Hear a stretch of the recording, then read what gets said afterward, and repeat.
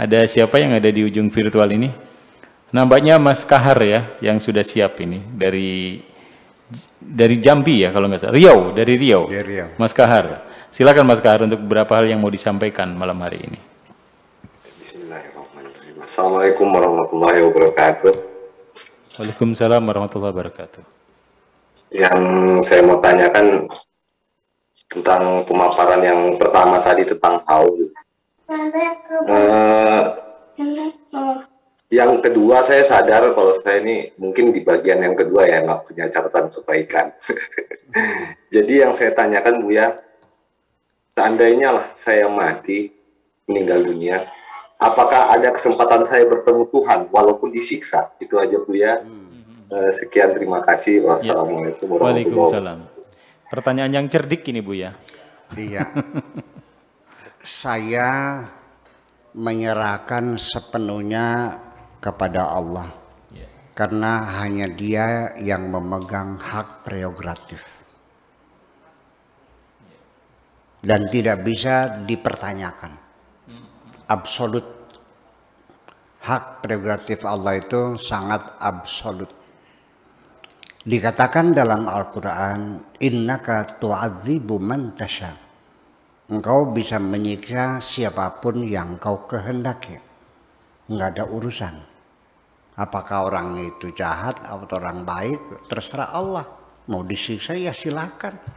Engkau adalah Tuhan dan itu adalah makhlukmu, ciptaanmu. Apa? Pemahaman kita tentang hak prerogatif yang absolut itu sama dengan rumah ini. Anda tidak punya hak untuk mempertanyakan kepada saya, Buya, kenapa HP-nya dibanting?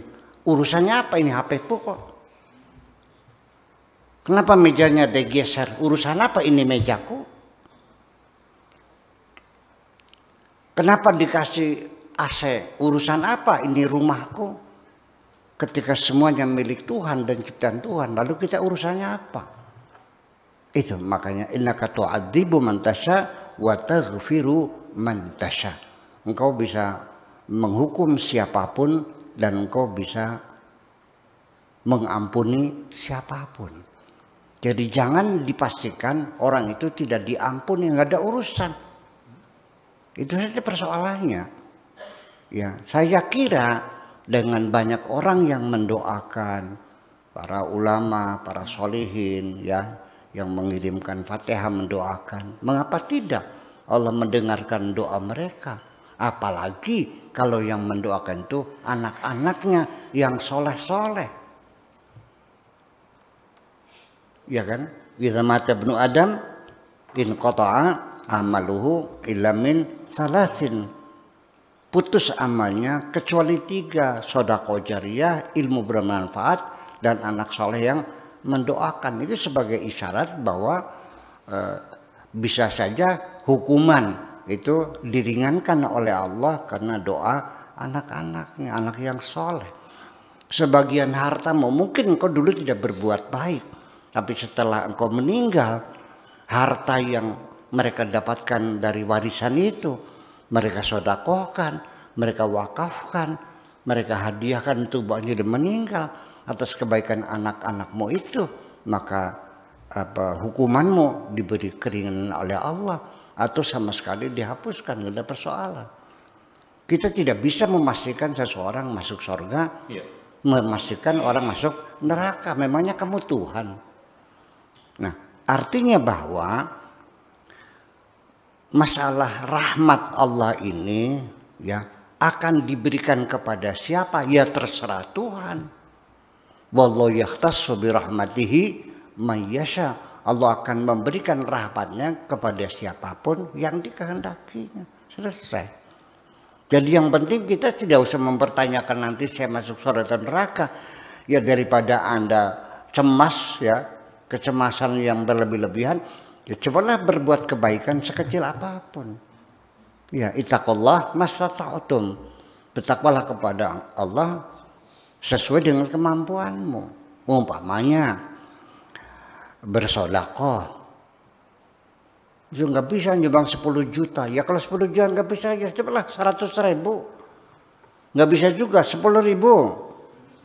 Nggak bisa 1000, ya silakan adanya berapa. Jangan kau kira 1000 itu tidak ada artinya. Allah akan membayar kebaikan kita bukan berdasarkan kuantitasnya, tapi kepada kualitas kita. Kalau engkau punya uang 5.000 dan sodako 1.000, Anda hebat. Berarti berapa? 20% ya? 20%. Daripada orang kaya uangnya ratusan miliar, dia sodako 100 juta. Berapa persennya?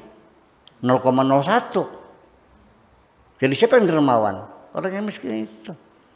Nggak bisa dengan uang, ya dengan tenaga. Ikut bantu, pasang bata, pasang adukan, ikut bangun. Tanpa dibayar seharian, sodakoh tenaga. Bisa nggak? Nggak bisa tenaga. Ya dengan mulutmu. Karena kau bisa baca sholawat yang enak suaranya, buka seser di pinggir jalan, minta sodakoh di pinggir jalan, karena suaranya enak, akhirnya dapat duit juga. Tapi suaranya nggak bagus. Ya dengan doanya lah. Cobalah bangun tengah malam, kau doakan mudah-mudahan masjid yang sedang dibangun cepat jadi. Itulah kebaikan-kebaikan.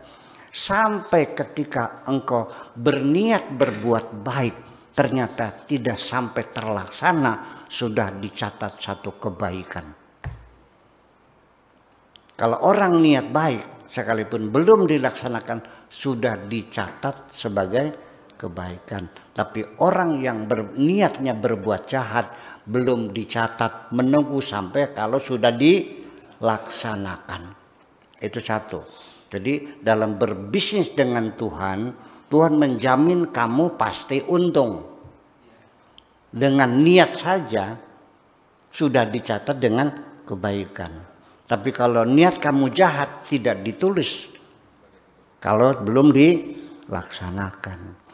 Kalau kamu berbuat baik 1, dibayarnya 10 kali lipat. Bi asyri amsalihah. Bahkan sampai 700 kali lipat satu kebaikan. Tapi kalau kamu berbuat jahat 1, dibalasnya 1. Dijamin untung berbisnis dengan Tuhan.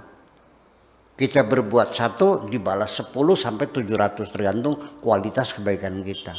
Tapi kalau kita berbuat jahat 5, dibayarnya 5. Kalau kita berbuat baik 5, dibayarnya 50 atau sampai dikalikan 700, berapa tuh? Ya. Itu sumbulatin mi'atu habba fi kulli sumbulatin mi'atu sabat sanabil. 4 tangkai padi. Dan setiap tangkai itu 100 biji, 700 kali lipat. Nah, itu artinya bahwa diberi kesempatan engkau untung. Tapi kenapa engkau selalu rugi? Kenapa? Innal insana lafi khusrin. Manusia selalu rugi berbisnis dengan Tuhan. Nah itulah saya kira nggak usah menanyakan nanti dosa bagaimana. Selagi engkau masih hidup, engkau bisa menghitung dosa-dosamu, bisa menghitung kebaikan-kebaikan. Aku percaya engkau masih punya daya ingat. Berapa kali engkau mencuri, berapa kali engkau menolong orang, berapa kali engkau ngasih makan anak-anak yatim. Bisa kau hitung sendiri, ambil 2 kertas, yang satu kebaikan, yang satu keburukan. Dicatat semuanya tiap hari supaya kita selalu ingat. Terima kasih. Mas Kahar, terima kasih di Riau sudah dijelaskan oleh Buya bagaimana peluang kita meskipun kita pendosa untuk nanti bisa ketemu dengan Tuhan. Itu adalah hak prerogatif dari Tuhan.